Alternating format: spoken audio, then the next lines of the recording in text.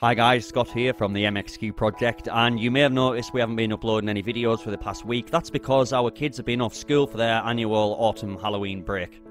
Now we're coming back today with something a little bit different. We've got a bit of a Halloween special for you today. We're going to be looking at this H96-P Android mini projector. So let's delve straight in and take a look at the H96-P mini projector. Now here's the box here. It looks quite nice. The packaging feels very nice and looks really great. It's kind of black and it's got this gold trim in the middle and it looks great. So let's get this straight open and have a look inside. Here we have the H96 itself.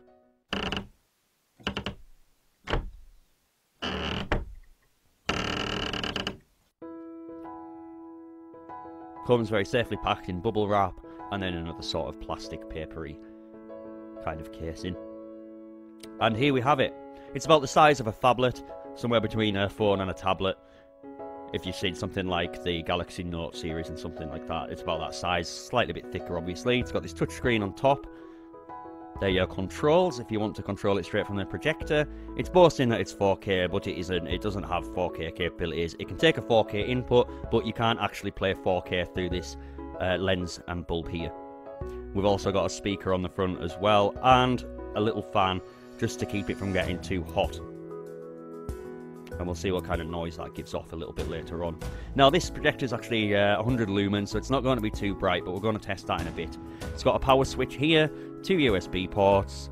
We've also got the DC jack as well next to there, and we've of course got the HDMI input section, so we could put in another device and have it display through the projector.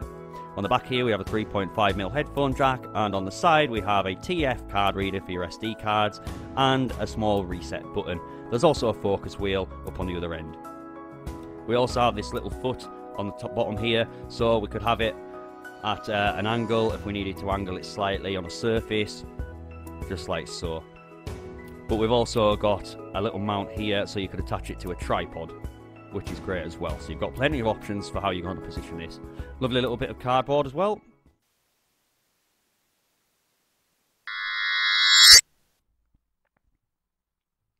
Now here we have the mini tripod that comes with it. It's not incredibly sturdy, but it's enough to hold the H96, I'm sure, and it extends like that. And we have the mount on the top for the projector itself. So if I just pop that on there now, just twists on, and there you go. Can be a little bit fiddly to get it positioned correctly. As you can see, I'm struggling a little bit. There we go. And as usual, we have the lovely little user manual that comes with these things. Absolutely useless, as you can expect. Doesn't really offer much help of any kind to anybody, but there it is. Fully colour illustrated as well. We also get this nice little carry case for it as well. This feels very nice. And the power adapter. Again, they've sent us an EU power plug, knowing full well that we live in the UK, so I'm going to have to dig out an adapter to be able to plug this thing in. And the HDMI cable, not entirely sure why they've included that, because it doesn't have an HDMI output, only an input. And last but not least, whoops, is the remote control. Now this isn't your bog standard IR remote, this is actually an air mouse, which is powered by Wi-Fi, and you get this little dongle here as well, which you can plug into the side of your device and use the remote. I've still not got too much hope for this remote. We'll give it a go a little bit later on, but I can imagine I'm going to still end up using my air mouse that I use in most of my videos. And there we have it. That is the contents of the H96-P mini projector box. So let's go ahead now and take a look at this in some different lighting scenarios and just kind of see what this thing can do. So the bulb in this projector has a brightness of around 100 lumens, which doesn't sound very good at all, and it means you're not going to get the brightest picture quality in the daytime, for example, where on some of the higher end, more expensive projectors you would get somewhere in the region of 3000 lumens at the very least. But we're going to have a look now and see what this can do in the middle of the day, and this is in a quite well lit room, and as you can see it's very faded and difficult to see, and we strained our eyes a lot actually trying to see what we were doing on this thing. but we'll just open up YouTube now and play a video or two to kind of gauge what it's like in the middle of the day. Now, in terms of resolution, this device isn't going to be one of the greatest on the market, quite far from it. It does boast 4K capabilities, which in a way it does via the HDMI input. So you could plug in a 4K Blu-ray player, for example, into this device and project it onto your wall, but you're not going to be getting 4K quality out of it by any means whatsoever.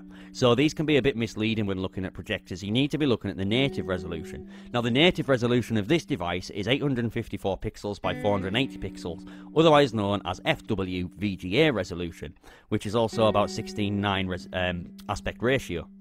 Now, this is slightly better than DVD quality, but in terms of today's kind of standards, this is actually very, very low. Back in the day, a few years ago, you would find the FWVGA resolution on a lot of higher-end smartphones, but for a projector in 2017, I've got a feeling that this could be doing a lot better. Now, the screen size here in the brightly lit room is around 76 inches, and that's with the projector around 2 to 2.5 meters away from the wall. Now, if we move to a slightly smaller but darker room, we have the projector about 1 meter away from the wall on my tripod here, and it's projecting a screen size of around 33 to 36 inches, and the quality's a lot better just in the slightly darker room. Hey, where you going? Don't leave me. I need you. Where are you? Now, with this being a projector, you're obviously not going to want to just project a 36-inch screen, because that's just similar to a TV you may have, and a lot of people have, and a lot of people have bigger TVs. But just to give you an idea of the kind of crispness and the quality of the image, we've moved to the darker room and put it to a smaller size. And now, as you can see, we've moved to a completely pitch black room, and we're projecting onto the wall, and you can see that actually the brightness is pretty good, and I'm well impressed with it. Now, again, the screen size is not too huge, but it's not really small either, but it gives you a good idea of the focus and of the brightness of the thing and what you're going to be able to do with it. So we just go ahead and look at YouTube again, play a couple of videos on that, and then maybe play a Candy Crush or something and kind of see what you're going to get with this projector.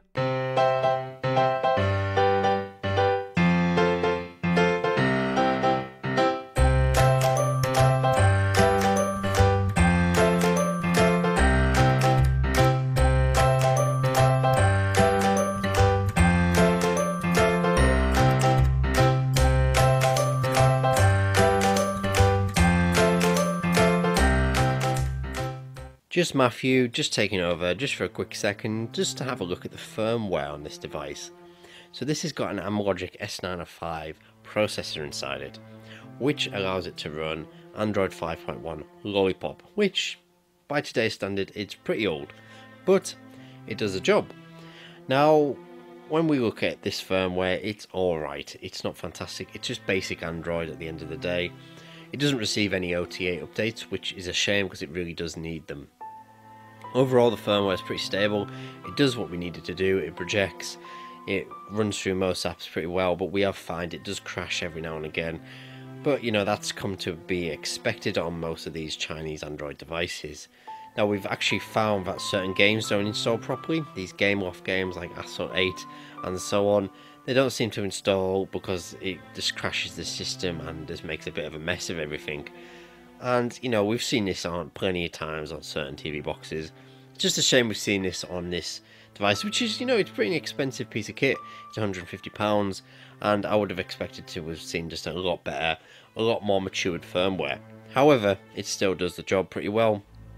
And we've now seen Supercellular, which is a developer over on FreeTab.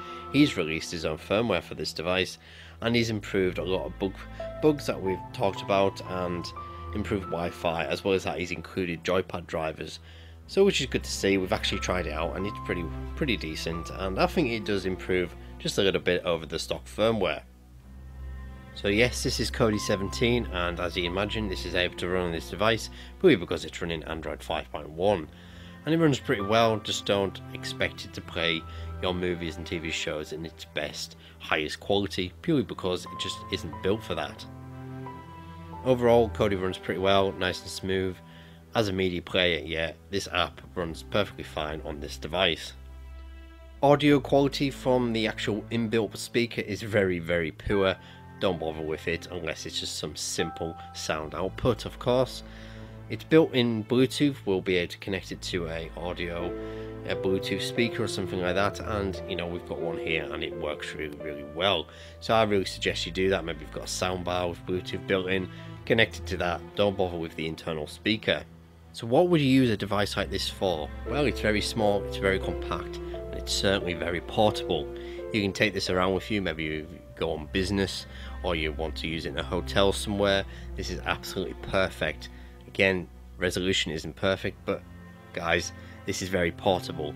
A big projector that can produce a really crisp image, it's just not portable. You just can't move it around with you, and the chances are of it having Android built into it as well is very low, so you'd have to actually use an input device as well for that. So overall, yes, very portable.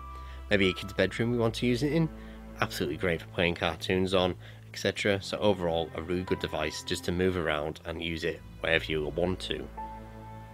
Now, Wi-Fi connectivity on this left a lot to be desired, unfortunately. Now, of course, that depends as well on your router or your setup at home. It could be very good for you. But I found at my house that the Wi-Fi connectivity wasn't great.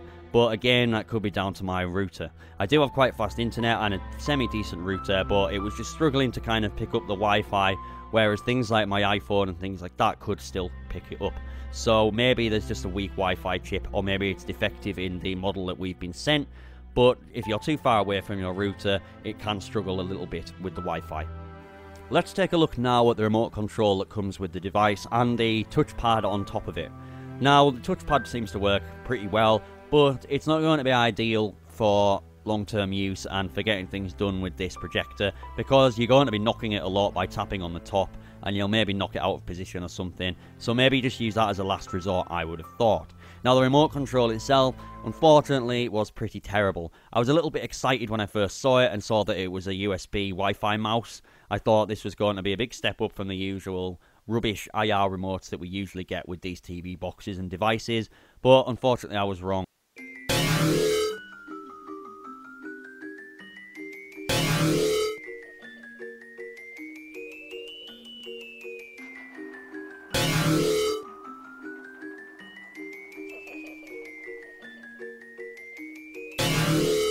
Thanks for watching. We'll see you in the next one.